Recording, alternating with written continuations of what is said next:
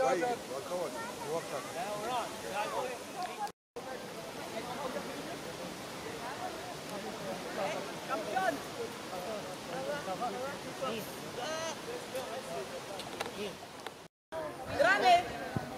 salut.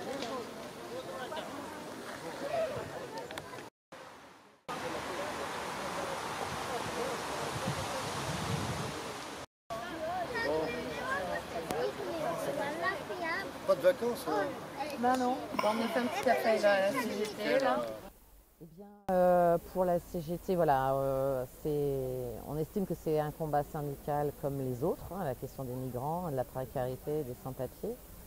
Leur sort qui leur est fait, leur sort qui leur est fait, forcément précarise l'ensemble, y compris des salariés. On a des salariés qui viennent nous voir sans papier.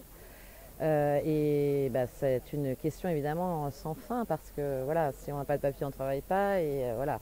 Et on entretient, on connaît aussi voilà, des filières où on entretient cette mécanique et pour nous c'est un vrai combat syndical. Donc puisqu'on avait fait le nécessaire auprès de ceux qui étaient à Extrémadure, puisqu'ils ne sont pas loin de la CGT, on est boulevard du Portugal, on continue voilà, d'être à notre niveau dans ce combat avec les autres organisations et je pense que c'est plutôt intéressant que voilà, toutes les organisations, quelles qu'elles soient, syndicales, politiques, associatives, soient mobilisées sur une question aussi importante et je crois qu'on a bien intérêt à se mobiliser tous, quoi. La question du logement, la question de la régularisation de ces gens est essentielle et c'est un combat politique aussi pour nous, donc voilà.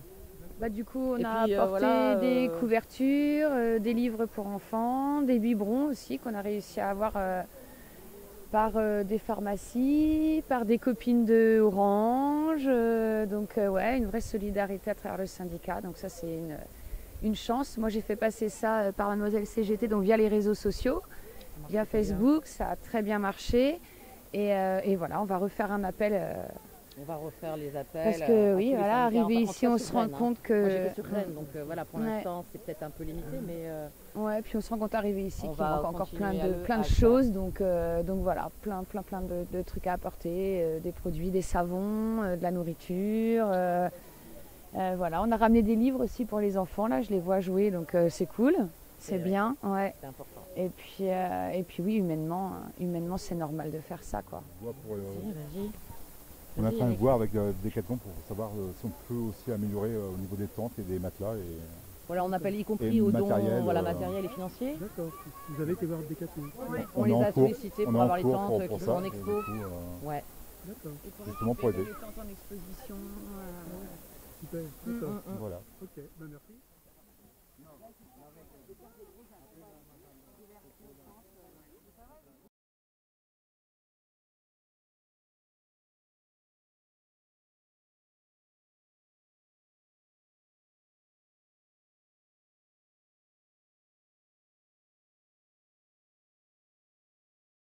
Donc les responsabilités sont politiques, mais la gestion des problèmes humains, réels, concrets sont par les associations. Donc c'est vraiment un vrai dilemme parce que on ne peut pas laisser des gens dans la rue comme ça avec des enfants ou tout un tas de problèmes.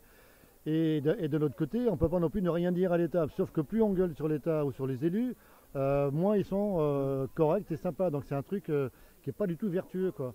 Et ça oblige les associations pratiquement presque à se taire. Et ça, c'est pas supportable. C'est pour ça que moi, dans mon combat politique, je garde cette liberté absolue de dire franchement aux élus qu'ils sont totalement responsables de cette situation-là. Le problème est entièrement politique, ce n'est pas un problème économique, ce n'est pas un problème de nombre. On parle de crise migratoire, c'est faux, ce n'est pas une crise. Hein. Il y a eu d'autres, dans l'histoire, il y a eu d'autres périodes après la Première Guerre mondiale, après la Deuxième Guerre mondiale, il y a eu des mouvements de population beaucoup plus nombreux que ça, et les politiques, les pays se sont organisés parce que c'était bien vu, parce qu'il fallait aider ces gens-là. À l'heure actuelle, c'est uniquement un problème politique, ce n'est pas un problème économique, ce n'est pas un problème financier.